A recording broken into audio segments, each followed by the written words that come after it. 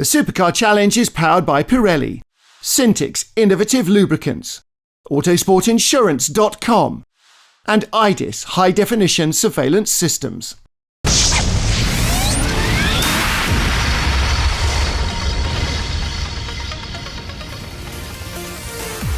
Hello and welcome to the fifth round of the Supercar Challenge powered by Pirelli. We're at the TT Circuit in Assen and we're taking a look at the Supersport and Sport Championships.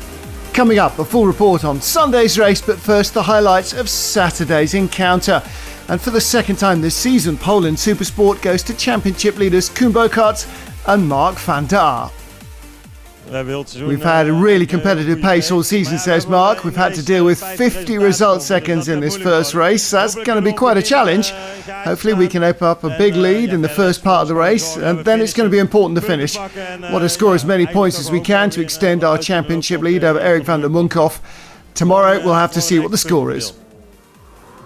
Van der Munkhoff was 8 points behind in the championship before the weekend, but the BMW Z4 driver starts race 1 9 adrift. Pole for Koen Boekhart's Mark van der Aar is good for an extra point. Lotus Exige driver Luc van Loon starts alongside Koen Boekhart. Row 2, Ruud Olly in a BMW M3 GTR V8, and alongside him another M3, Bas Schouten. Peter Scheuer's 5th in the BS Racing M3 GTR. Erik van der Munkhoff in 6th as they get away for the first race of the weekend. The Black Lotus, the only non-BMW in the top 8 as they rush down to the first corner. He's outgunned by all the horsepower. And look at this, around the poleman comes Ruud Olly. Drifts a little wide, but looks like he's going to hang on to the lead. 4.46 behind Bas Schouten, the yellow and black car. That's third place. Challenge for fourth here on the inside the BMW. That's Peter Scheuer's going through on the Lotus and making it 3 wide. Erik van der Munkhoff. Was there a little touch there? I think there was. Didn't get through to third place. Trying to go around the outside. Lotus on the inside though. Chance for Van Loon to counter-attack, and he does onto the straight. But he's going to strike mechanical problems. He'll drop back later in the lap. Ruud Olly leads them as they get to a chicane. Koen Boekhart second, yellow highlights Bas Schouten third, orange Peter Scheuer's in fourth, Erik van der Munkhoff in 5th place. With the poleman then Koen Boekhart's ex-World Touring Car 3 Series with its 3.2 litre engine. Chasing the 4 litre V8, down the inside he comes into Ossenbrücken. And that is a change for the lead.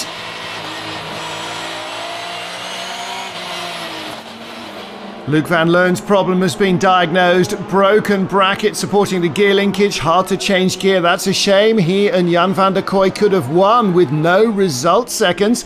Ruud Olly drops out with a broken wheel as Bas Schouten hunts down Koen Boekhart up to the pit stops. They're well clear of their rivals. Schouten in from second to hand over to Philippe Bonneel. Lots of gaffer tape going on after damage caused by hitting the tyre stacks on the apex of the turns to stop the drivers cutting the corners.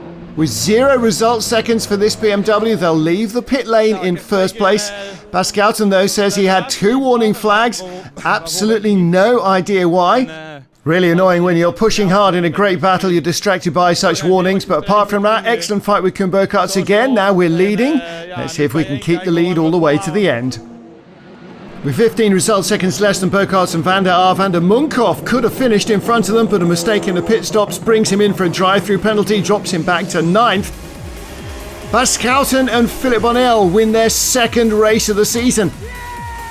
They finally break their streak of bad luck with a big result. Car was great. Team did a perfect job. Bas produced an outstanding performance. He handed the car over in second, so I could take the lead after the pit stops. I had to take it easy, no unnecessary risks, kept the tyres in the best possible condition as they take a beating here at Assen. So an easy run to victory, thanks to all the hard work from the team and from Bas. Great win. With Michael Verhagen joining them on the podium in second and Dan Meyer third, none of the championship hopefuls made it onto the top 3 steps. In the sport class, Carlien Bergsma and Peter de Jong started from pole in their Lotus Exige and kept the lead for most of the race. Behind them, a great Renault Clio battle for second, including championship leader Wiebe Weizsäß. Battle for 6 between second and third place men in the championship, Rob Neiman and Bart van den Broek. They got into trouble on the first lap and again later when they collided. Both continued, but they were miles behind and each, of course, blamed the other. Near the end of the race, drama for the leader. After 17 laps, Peter de Jong had to park the Lotus with mechanical problems. Despite being the fastest car, it's the fourth time this season they'll fail to finish a race. Every lap he says the problem got worse. In the end, I couldn't change gear anymore, had no power either. So I think maybe the gearbox is broken. There's oil where I parked the car as well. It doesn't look good. Very disappointing. But what can you do? Stan van Oord wins his second race of the season with the Spirit Racing Renault Clio ahead of championship leader Wiebe Weizsäcker and guest drivers Steven Polderman and René Steenmetz. Everything was great. Beginning of the race had some nice battles. I managed to pass a few guys, closed the gap on the leading Lotus Exige, and when they dropped out of the race, I took over. There was a battle going on behind me, so I could get away easily. So nice clean race and a win for me. Rob Neiman finished in fourth. Wiebe Weizsäcker on the left there, extending his championship advantage. For race 2, pole again went to championship leaders Mark van der Aar and Koen Bogaerts in the only 45-minute race of the season. So what will their strategy be for this shorter format? We've got pole, so if we can get through the first couple of corners safely and Ruud Olly doesn't blow us away with his massive torque, all should be well. At the first corner, Harbox will just try and keep the lead and try and escape while the others battle for position. Should make it onto the podium, but you never know what's going to happen in these races. Well, Mark van der Aar will start alongside him the ever-competitive Lotus in the hands of Jan van der Kooi. 0 result seconds for them, 45 for van der Aar and Bogaerts. The leaders were second in the race, but intentionally dropped back to fourth, letting 2 guest drivers get by, dropping result seconds for race 2, but without losing too many points. Erik van der Munkhoff again in 6th place on the grid. Marcel van der Maat and Philip Bonnell start on row 2. Ruud Olly alongside van der Munkhoff on row 3. Mark van der Aar pacing the field once more. Marcel van der Maat, by the way, 3rd place, finished 7th in race 1 after an engine problem. A problem they couldn't fix. Not clear then what that BMW that starts 3rd will be able to do in race 2. Away we go, Erik van der Munkhoff once more starting in 6th place. 20 result seconds for him compared to 45 for Mark van der Aar, Koen Bogaerts starting on pole. They hold the lead into the first corner, but van der Munkhoff does have a great opportunity to move up the order with less result seconds. He's 5th out of the first corner. Marcel van der Maat with the orange highlights in front. Behind Mart de Graaf in the 1 Series in 6th. Ruud Olly in 7th ahead of the Seeker. And that is Rick van Beek. And van der Munkhoff trying to stay with the lead group. Out of Strubben. Oh, hear him wheel spinning as he tries to chase the throttle. The Lotus now attacking hard. Jan van der Kooi on the heels of Mark van der Aar. Down the Veenslang, he's got a really good run going, but he's going to be on the outside into the braking area. Can't find a way through there. 3rd place, Philip Bonnell in the car he shares with Bas Schouten. And looking back once more, there is the 1 Series of Mart de Graaf under pressure. Erik van der Munkhoff in the middle of this big battle. Look at the tail wagging on Ruud Olly's car. Didn't make a great getaway, Ruud Olly. And they're all being held up now by Marcel van der Maat in 4th place. He's causing a bit of a bunch behind, and that always means trouble for the drivers in the queue. Look at this now. 1, 2, 3, 4, 5 cars stretched out. And the lead trio are pulling away fast. Van der Munkhoff has got to get on with this in a hurry, but he can't cut the corners with all those tyre stacks. Now he's got a good run going. The BMW struggling for pace. Mart de Graaf behind on the dirt. Ruud Olly alongside. De Graaf trying to go the long way around the outside at one of the fastest parts of the track. And here's Van der Maat. There is Mart de Graaf in front. Where's Ruud Olly? Ruud Olly cuts the curb on the inside.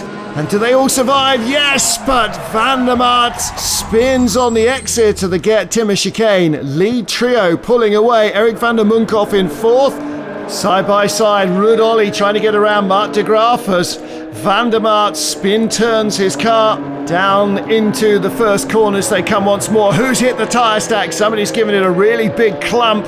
Was that Ruud Olly? Looks like it might have been. In the pits, Marcel van der Maat. Looks like he and Peter Schroers are out. Their 400 plus horsepower, 3.2 litre M3 engine does not look happy. with Dennis de Borst 11th on the first lap. Passed by rookie driver Dennis Houweling in the yellow Seat. And contact with de Borst at Strubben, the tight left-hand hairpin. Both continue, but both have damage to the suspension. De Borst hit by a teammate again. Mark van der Aar leading from Jan van der Kooi with Mart de Graaf. Now change for 5th place on the Veenslang. Ruud Olly in front. M3 GTR V8, more powerful but also heavier. De Graaf gets closer under braking and cornering, but Ruud Olly looking now at Erik van der Munkhoff in front in the Z4 GTR. Closing in under braking, and there is the 1 Series behind him. Ruud Olly with a 4-litre V8, more power, more torque, and look, damage on the right corner. He did hit the tyre stack. Now he closes on van der Munkhoff, who, like the 1 Series, has got a 3.2-litre engine, straight 6 in his Z4, and he's no match under acceleration through the corners. Ruud Olly holds on. Van der Munkhoff, though, showing to be more nimble. And Ruud Olly, after that hit on the tyre stack, might have deranged his front suspension as well. That's probably not helping. Van der Munkhoff with enough power to break traction. Lead trio continue to pull away. Ruud Olly now in 4th. Erik van der Munkhoff with the black highlights in 5th. And there's a change for 6th place. The black M3 and Michael Verhagen blows by Mart de Graaf in a straight line. And that might be as simple as having a better exit out of Strubben to get that speed down the straight. Whatever, he's moved up the order. Jan van der Kooi on the front straight now, all over the back of our race leader, Mark van der Aar. The Lotus with just enough power to stay in touch on the straights. And he's all over the bigger, heavier, more powerful BMW through the corners. This TT circuit, especially the first few turns, really suits him. Down the inside he goes. That's a great pass for the lead in Ossenbrücken. Taking advantage of the Lotus's nimbleness, Ruud Olly a lap later taking advantage of the 4-litre V8's power to get by into 3rd place ahead of Philip Bonneel. Lots of changes then. Jan van der Kooi leading Mark van der Aar. Ruud Olly ahead of Philip Bonneel, and in 5th place the black BMW. That's Michael Verhagen. He is squeezed by Erik van der Munkhoff to take 5th away. Stay with us when we return with the second race for the Supersport and Sport classes in the Gamma Racing Day, with misfortunes for many of our title favourites.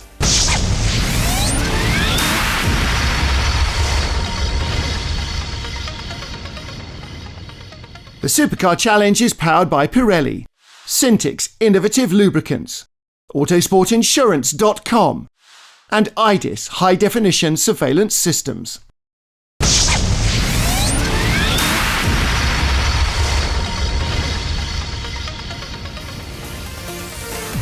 Welcome back to the 5th round of the Supercar Challenge powered by Pirelli at the TT Circuit of Assen, the Gamma Race weekend. The second race of the weekend for the Supersport and Sport classes. Supersport Championship leader Mark van der Aar starts from pole, keeps the lead in the first few turns, till lap 4 when Lotus Exige driver Jan van der Kooi goes by for the lead.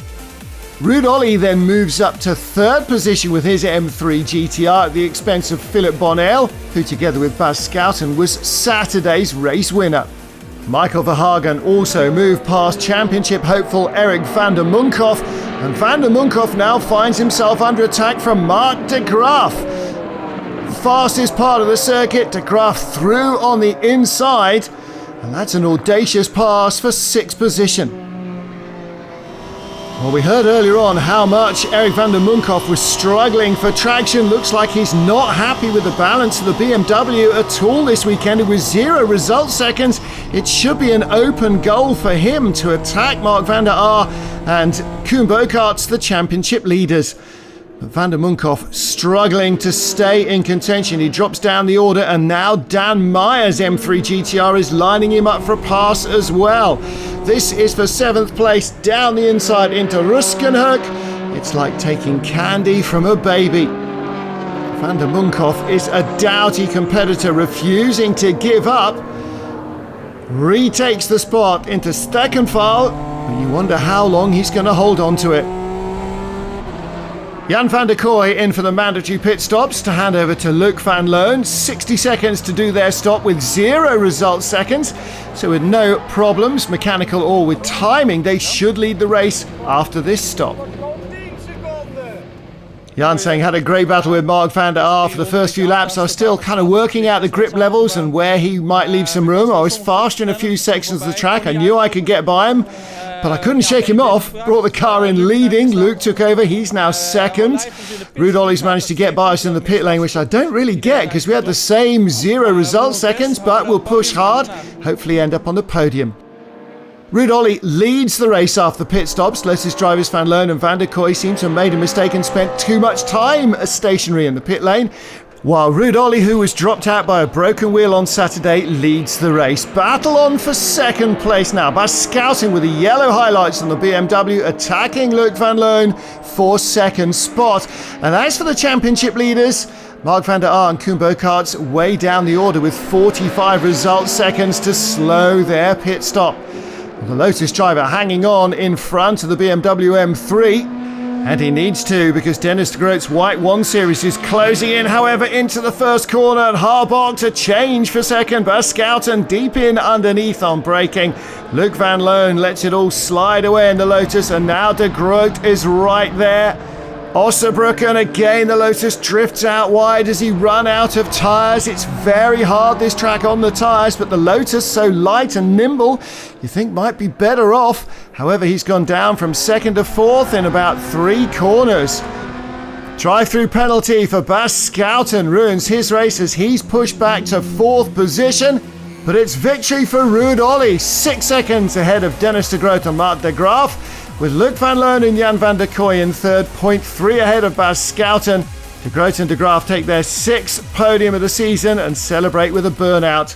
Ja, gisteren was een beetje mineur. We hadden een goede startplek. Ruud Ollie, yesterday ended in a bad way, said we had a good start, managed to lead the race, then after 6 laps the rear wheel broke off. That was the end of it. Today I started 5th. Everything went according to plan. Everything was superb. Had a great time in the car. Our championship leaders, Koen Boekarts, Mark van der Aar, finished just 6th, but they were still 2 places ahead of Erik van der Munkhoff, who should have made up ground on them here at Assen, but instead sees their gap open even further. Wiebe Weizsäcker leads the Sport Class Championship. He finished second in race 1 with a replacement engine in his Clio apparently found in a nearby barn. Pole again goes to Peter de Jong and Carlien Bergsma, who retired right at the end of yesterday's race. Yesterday we also had pole, so Carlien led most of the race, so if everything works out fine, should be able to do the same again. I'm not going to think about yesterday's race, just focus on making it to the finish line today. Well, they start on pole with Chris Voets, Peugeot RCZ, ahead of the hordes of Renaults led by Stan van Oord. Behind the Supersport field, Carlien Bergsma leading in the little Lotus, and then the white RCZ. Wiebe Weizsäcker is last in the Sport class, the replacement Renault engine down on horsepower. Stan van Oord takes second place in Steckenval. Chris Voets dropped down to 3rd position and in the middle of a big Renault Clio battle. And then Van Oord moves up once more. He won race 1 after the Lotus retired. Going to try and win race 2 before anything happens as he takes the lead at Strubben. Carlien Bergsma down to 2nd place by lap 4.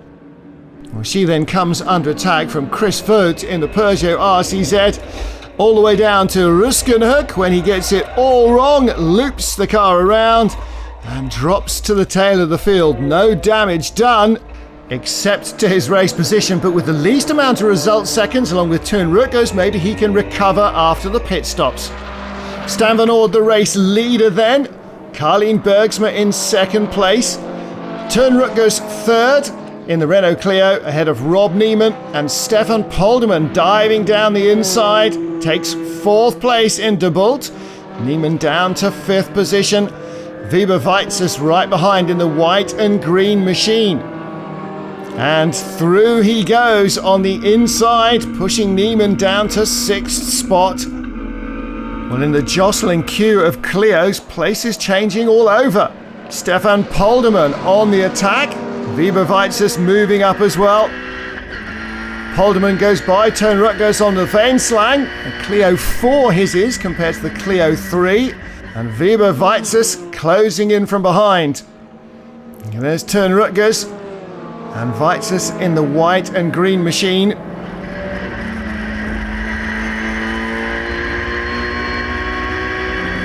Once more with Rutgers, Weber Weizsäß in the mirrors and looking for a way to get by. Dives to the inside but misjudges it completely, runs into the back of Teun Rutgers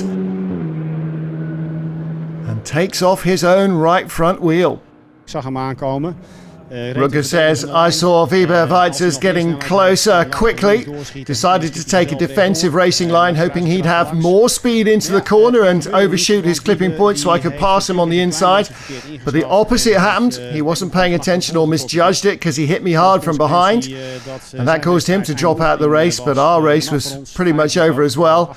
We had bent suspension, so although we continued, we're crabbing sideways down the straight. Impossible to drive the car properly, and that's not really how you want to race. Weizsäß, perhaps understandably, has a different view. He said, I was on the inside, he probably didn't see me or try to defend too hard. He turned into me, bumped my right front wheel and broke it. That was the end of my race and the end of my championship lead as well. A real shame. And it gets worse for the title contenders. After pit stops, this is the battle for fourth. René Steenmetz, Rob Neiman and Bart van den Broek. Van den Broek neglects that Rob Neiman is here in the middle of the battle and runs right into him. Van den Broek is out. They could both have moved closer to Weber Weizsäß in the standings. Nobody really helping themselves. Well, the Peugeot drivers out of contention. Bart van den Broek said it was just 2 laps after the pit stop. I already saw that Weizsäß was in the gravel, so I knew I had to be cautious, focus on the championship. And then 2 Clios collided in front of me and I focused on the Rod car. I hit Rob Neiman, which of course was never my intention. With Weizsäß out of the race, it was the perfect opportunity to get closer to him in the championship. My mistake, these things happen, and hopefully we'll do better next time. Well, more luck this time for Carlien Bergsma and Peter de Jong. Their 0 result seconds should give them the lead after pit stops. Keeping my fingers crossed that we can finish the race this time, says Carlien. Many times we've been close, even leading the race, but it wasn't to be. This time we only have to finish and we should be able to win it. And it would be great to do that in front of such a big crowd. After the pit stops, they do indeed have the lead of the race. Stan van Oord, who was leading before the stops, is down to second. The race one winner ahead of Kim Troyen in third. Rob Neiman is in fourth. Marco Poland fifth, struggling with his damaged suspension, loses control at Steckenval, comes back on with no harm done. At least until the next time he touches the brakes, when he loses it once more and catches somebody else unawares. Well, luckily for the leaders, they avoided that. Carlien Bergsma and Peter de Jong win their first race of the season and set the fastest lap time as well. They've been close most of the year. Now their bad luck seems to have struck their other title rivals. Kim Troyen scoring her first podium of the season as well in third spot with the Focus Silhouette. Peter saying we finally achieved our goal. I think we've deserved it as well. It's fantastic. Finally luck was on our side. Everything went like clockwork and we're really happy. Both Weber Weizsäß and Van den Broek and Foot score no points in this race. That moves Rutgers and Poland closer to the top 3 and allows Rob Neiman to extend his championship lead. And after a hot race day, the winners enjoy a nice, refreshing bath after the race. Next time out, the Supercar Challenge Sport and GT divisions travel to the UK for the 6th round of the championship on the Grand Prix circuit at Brands Hatch in Kent, and we will see you there.